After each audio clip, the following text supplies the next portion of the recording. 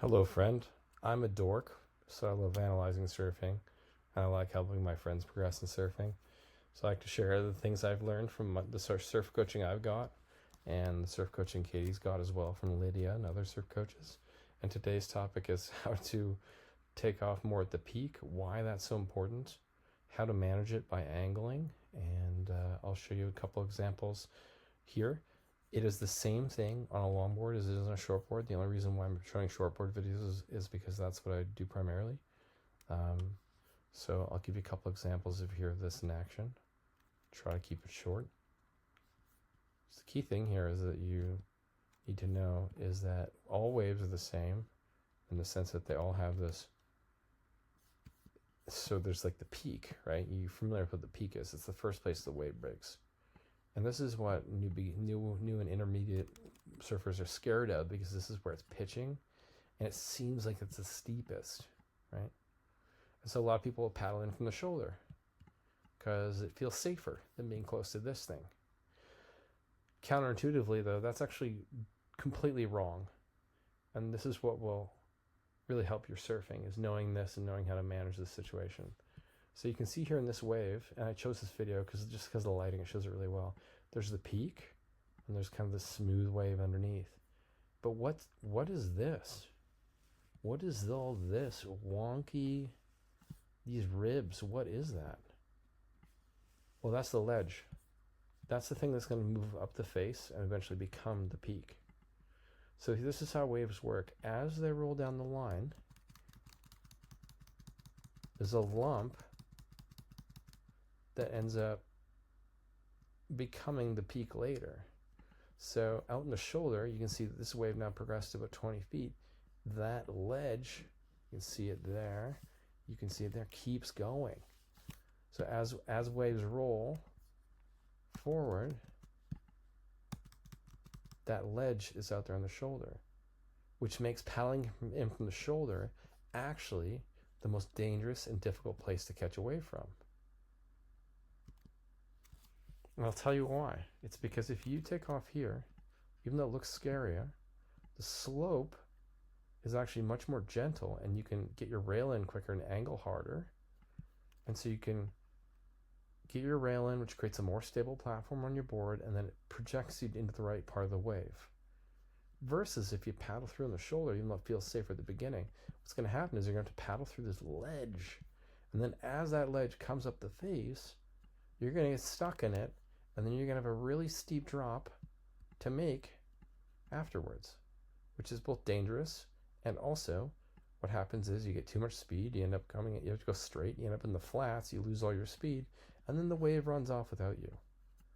Or you do go straight down to the flats, you do make it back up in the wave, and you regain your speed, but you just miss the best part of the wave, which is that first takeoff. So let's take a look at this wave and see how it runs down the line in slow motion. See that ledge continuing on out to the left? Yeah, so if you try to paddle in through that, it actually makes it more difficult. So the first key point is you want to be taking off from where the peak is.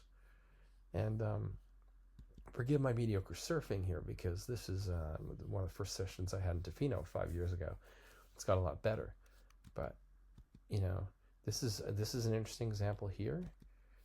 So as you can see, the peak is kind of over here somewhere. Maybe here's the highest point, maybe here. I'm trying to paddling over here, and look what's there. Look what that thing is. That's the ledge, and I have to paddle through it. So you can see there's no ledge that I have to break through over here. So paddling in over here will be so much easier. The wave will pick me up easier, and so as a result, I can angle sooner, mermaid and angle sooner, and I'm on a much better position than here, where I'm going to have to break through this ledge. You can see how I get hung up there, and then I have this really steep drop now. Now it's straight down, and it ends up being straight down because I have to paddle so hard towards the beach to catch the wave if I'm going to break through that ledge, versus here I don't have to paddle nearly as hard. So it takes me sooner, and I can angle sooner. But here, now watch, I'm going to go down. I will make it, but it's just a big, quick drop, hard to manage. If I were to wipe out there, it'd be kind of scary, So that wave turned out okay. Again, not surfing like I do today, but same thing here. So I'm paddling in from the shoulder because I'm scared. And there you go. I got stuck in it. Whoops. Okay, so once again, this looks like it's the highest point in the wave, maybe, something like that. Maybe this. I'm out here. You can see there's like this, and there's this, and there's that. All this junk I could get stuck in, and then look what happens. Sure enough, as this wave begins to break, I end up getting stuck. See that there's this little ridge right here, and see how, and this ledge in front of it. Watch how I go from the middle of the wave very quickly to the top of the wave and kind of get stuck in the lip. See that? So I'm not actually progressing into the wave. I'm not having to paddle hard to get through this lump that I'm on. And then you can see I'm actually stuck right on top of this ledge.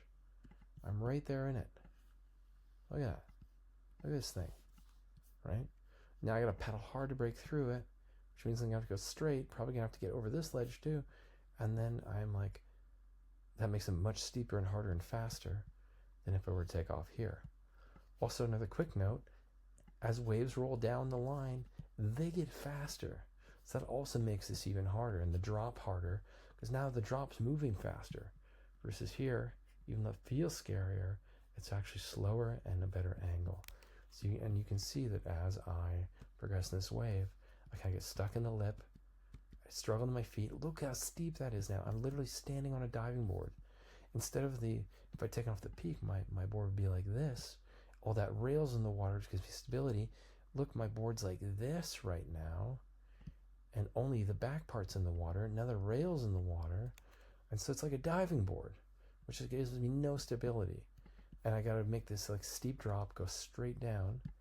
And then I'm kind of in this weird position where I make this one.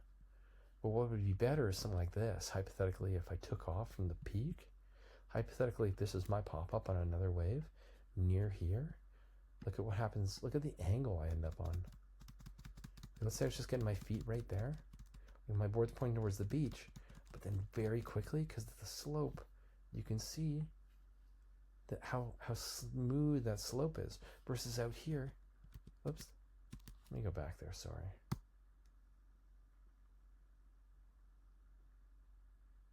Okay, I'm making that gradual turn. You can see I'm cruising out. Look at all this stuff. Look at this ledge that I have to break through. Here's smooth. Big waves, little waves, it's the same thing. Clean waves, junky waves, it's all the same. I'll show you maybe one more example of wave. Because here's one where I actually get hurt. So this is where it gets scary and why taking off the peak is so important. So again, I'm like off to the left there. Peak's kind of somewhere over here. And look, there's no ledge that I would have to break through if I did that, or over here. Right? But here, look at this. And watch how I'm going to get sucked up the face and get stuck in the face and the lip. And then I'm going to get caught in the lip and I'm going to get worked.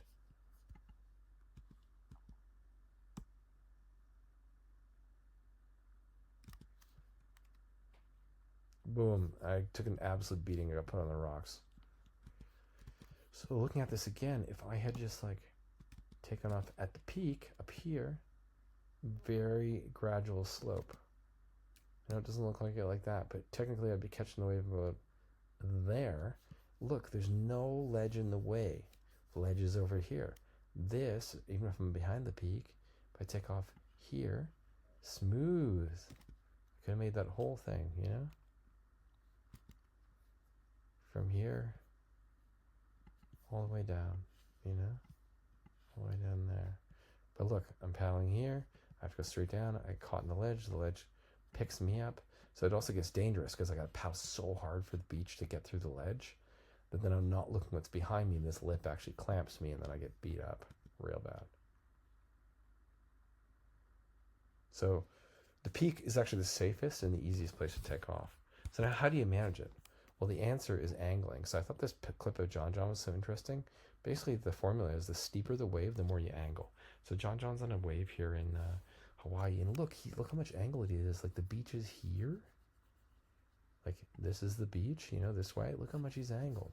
And this is what Lydia told Katie too. Katie kept nosediving, try to take off from the peak. She's like, you need to engage the rail harder.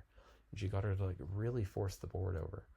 So like look how angled John is for that steep wave. Yeah. And then you look at Ethan Ewing is a tremendous surfer. I'll come back to that point 320. There's like a pop-up here somewhere. Hold on. Where is it? Yeah. Did I lose it? Is that it? I think that's it. No, I don't know. Hold on. Let me find it.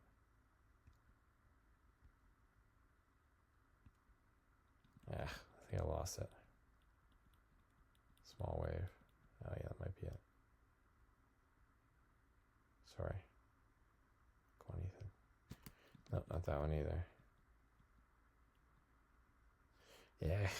Where's that pop-up? Sorry, I lost it. Not there.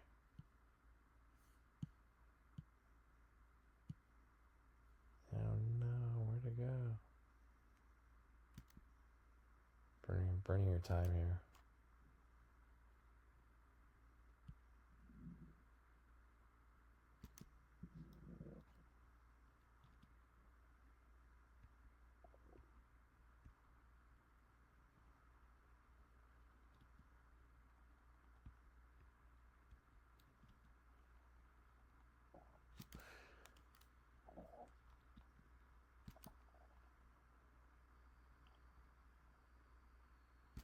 Okay, we got it. Versus, here we go. This is Ethan Ewing, great technical surfer. On a smaller, softer waves because he's more pointed towards the beach, but he is right where the peak is breaking. He's in that curl basically, and so what happens is, yeah, he's pointing more to the beach because it's softer, but then he's quick once the wave takes him, he's able to angle because the peak allows you to do that very quickly. Versus if he's taking off down here, he has to break through this stuff. He's gonna have to go straight down. But you can see the angle's a lot less than that, and then he's able to get the angle there. Than that John one where he's really at an angle because the wave is a lot steeper. So the key thing is like taking off at the peak requires that you angle a lot harder than you're used to, and that's how you don't get your nose to drop in. Nose to dig in. And yeah, like these waves, for example, like with Kelly and stuff, and the wave pool are very steep and very fast. You can see how much they're angling. And this video is slightly angled itself, so you can't even really tell, but they're angling more than 45 degrees down the line when they take off. You can see how much of his edge is in the water, his rail, and how quickly he gets it flat. So like this is a very steep, fast wave. You can't really tell from this angle, but like look how quickly his board's fairly flat. That's because he's taking off at the peak. If he was taking off over here, that wouldn't be possible. And if you look at this Ethan Ewing video again, on some of these bigger waves, you can see it really well actually.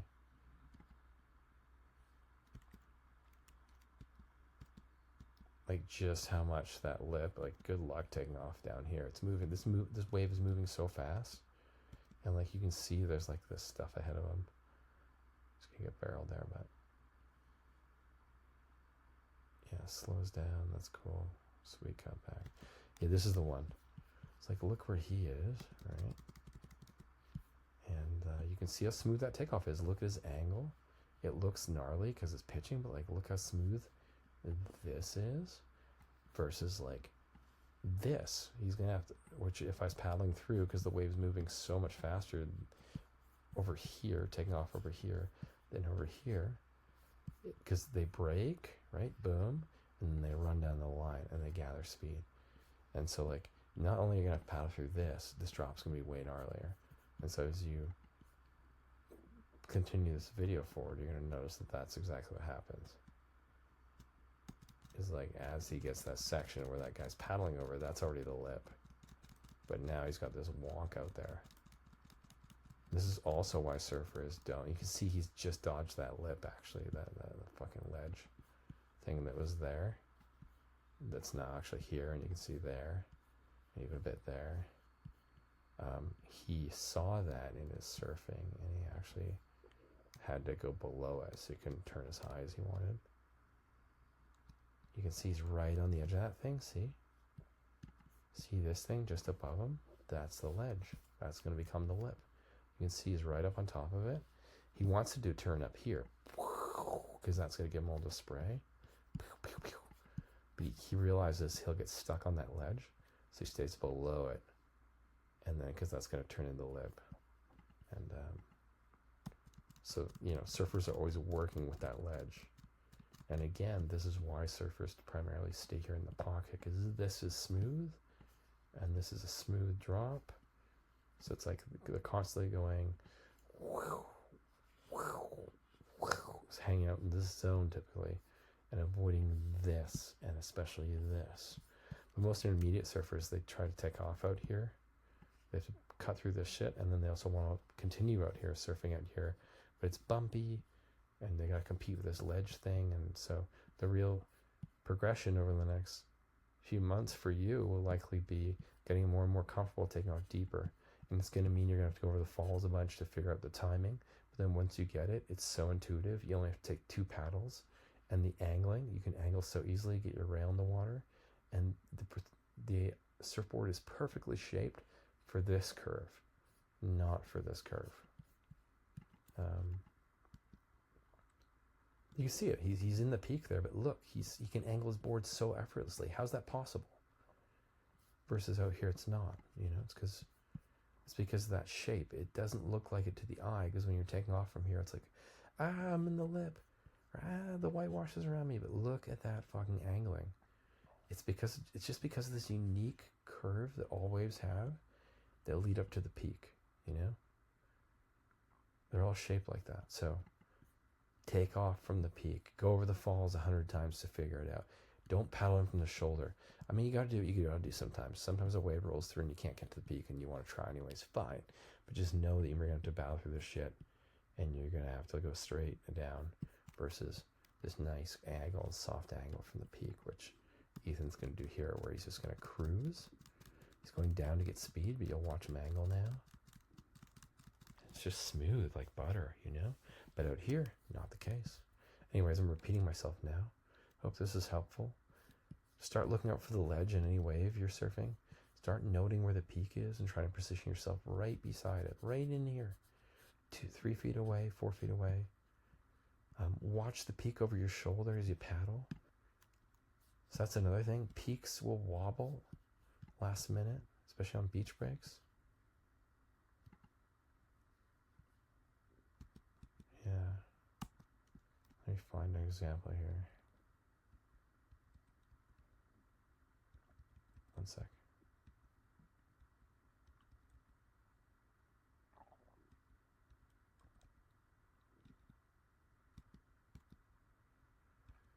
Okay, so let's go back to this one. So let's say that he's actually taking off here. He's not. He's just in a turn, but let's just say he's taking off here.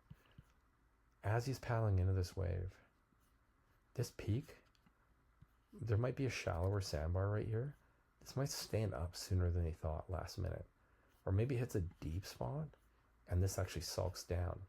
So as he's paddling for that wave, he needs to be looking back here to the peak. He needs to be looking over his shoulder here as he's paddling into this wave to see what the peak is doing, right until the wave picks him up. Then he looks out here where he's going to go.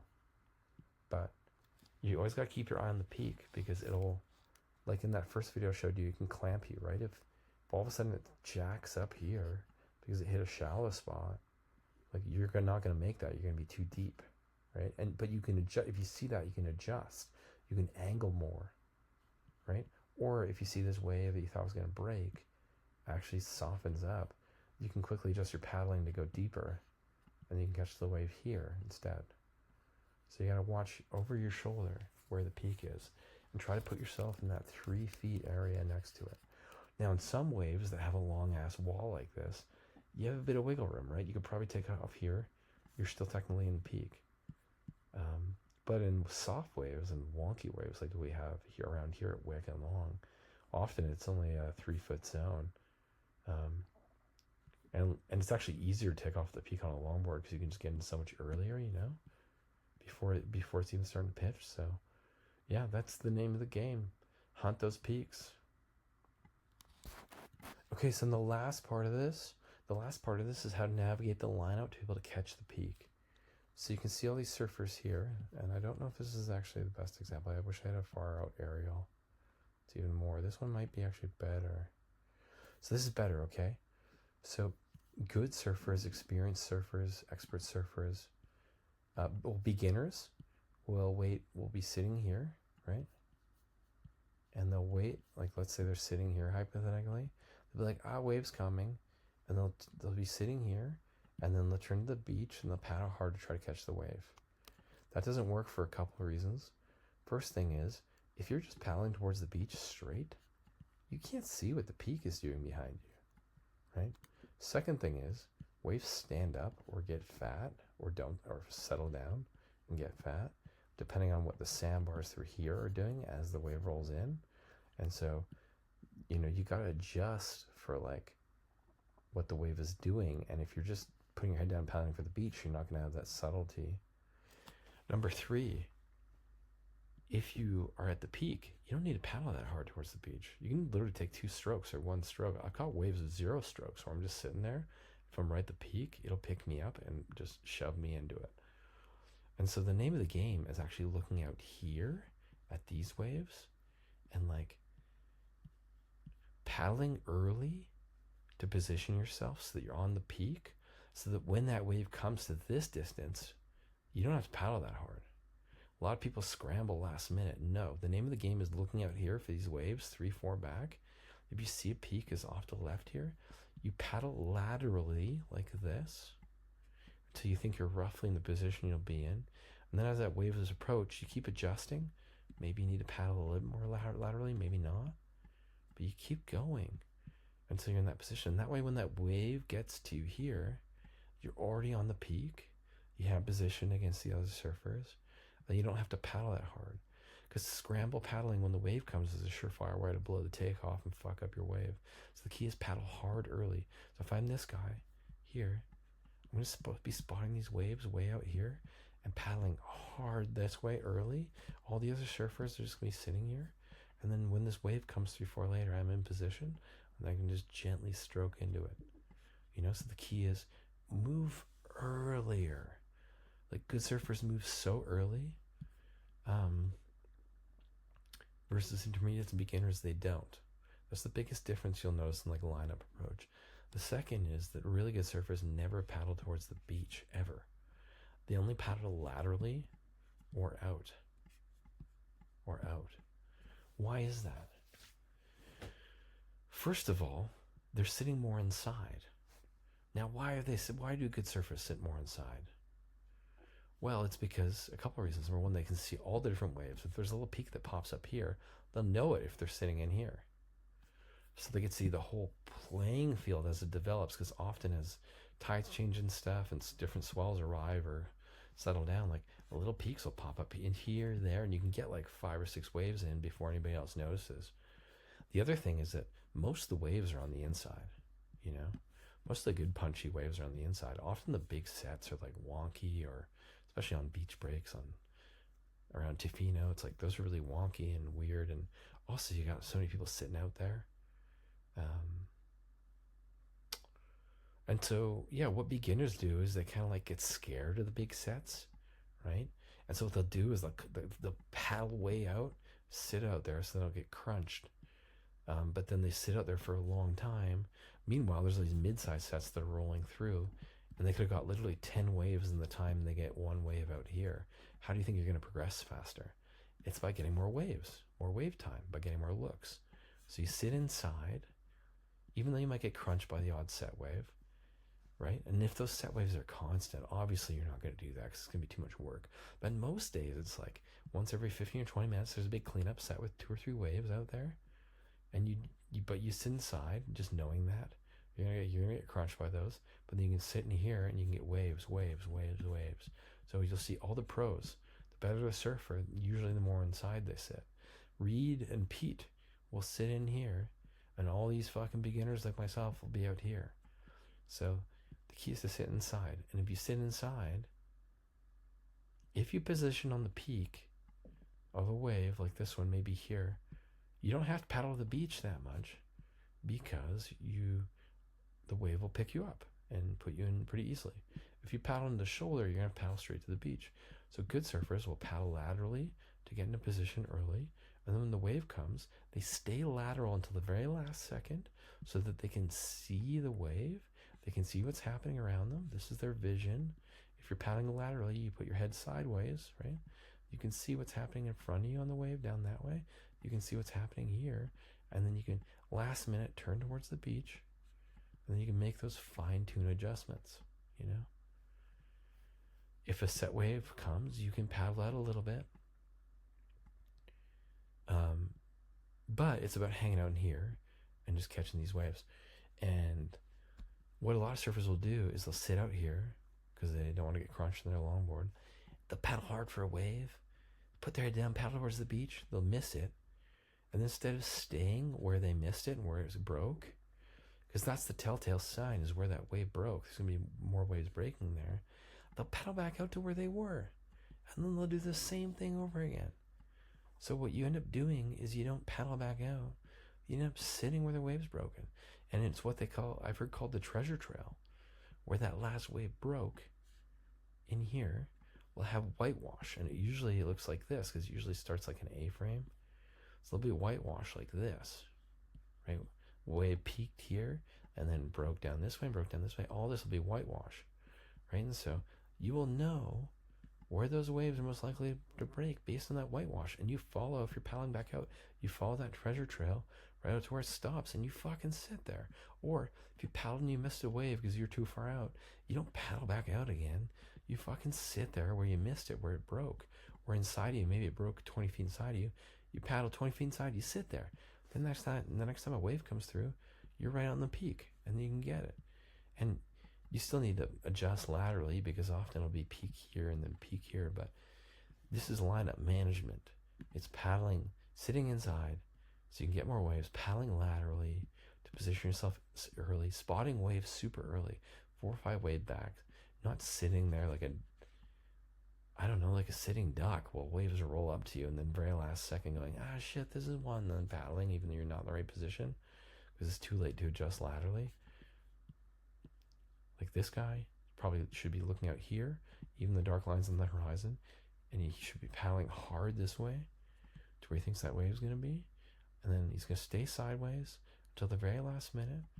If he misses that wave, he's going to move in a little bit to where that wave broke to catch the next one. If that wave actually picks him up, he's going to stay horizontal to the very last minute. Then he's going to paddle a little bit towards the beach, maybe only 2 strokes, and now he's into the wave. So this is how you catch waves at the peak, why it's important, why it's actually the safest place, and how to manage the peak, which is all about angling. Angling hard. The steeper the peak, the steeper the wave, not necessarily the bigger the wave, but the steeper the wave, the more you're going to angle. Angle hard. Lydia said Katie had to really focus on digging her angle early, her rail in super hard. That's how you surf better as a beginner intermediate. Hunt those peaks. Paddle laterally. Hunt those peaks. Right? Paddle laterally, hunt the peak. Put yourself in position. Take off right next to the curl. Let's see if this is an example actually.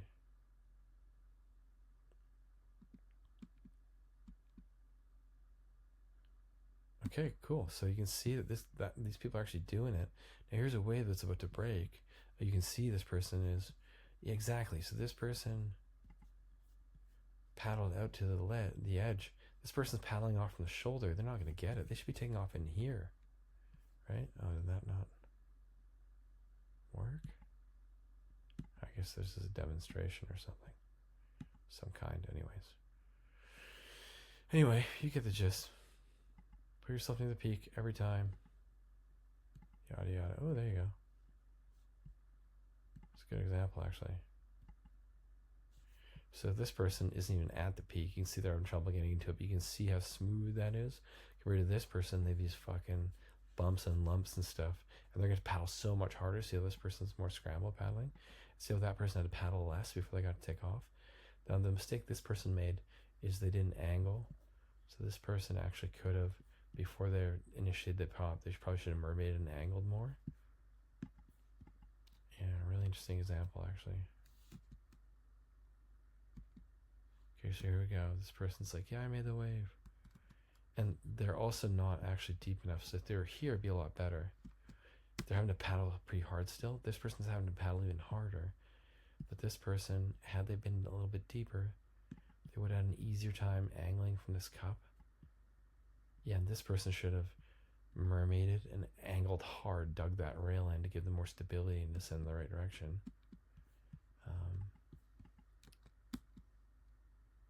Yeah, okay, the angle there, but now they're behind it. See that it's going to run off behind them? Now they're behind it. Versus if they'd taken off deeper, they would have been fine. This person got up to their feet, but they had to get through a bunch of weird wonk and chop. See that?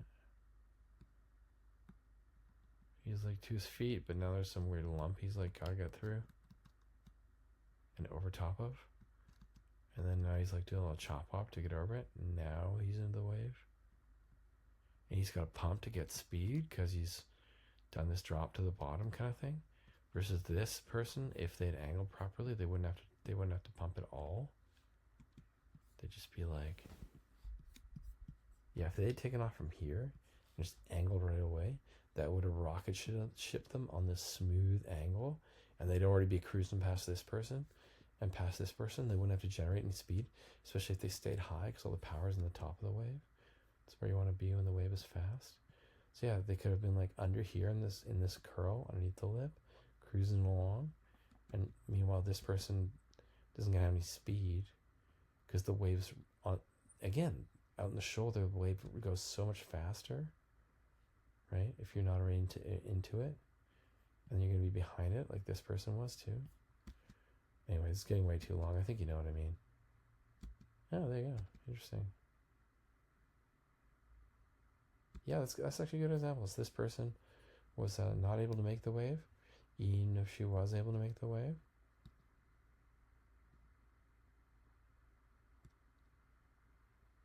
You can see that like it's counterintuitive, even though this person's deeper. This looks more gradual than this. And as you roll this clip forward, come on.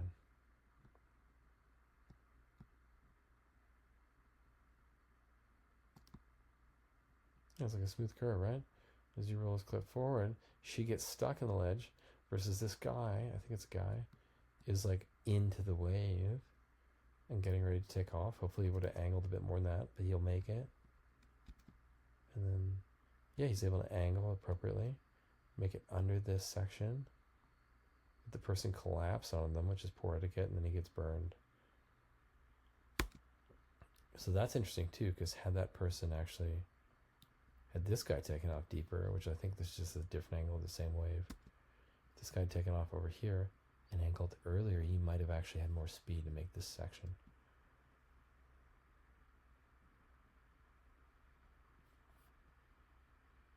Yeah, that pisses me off actually when that happens to me.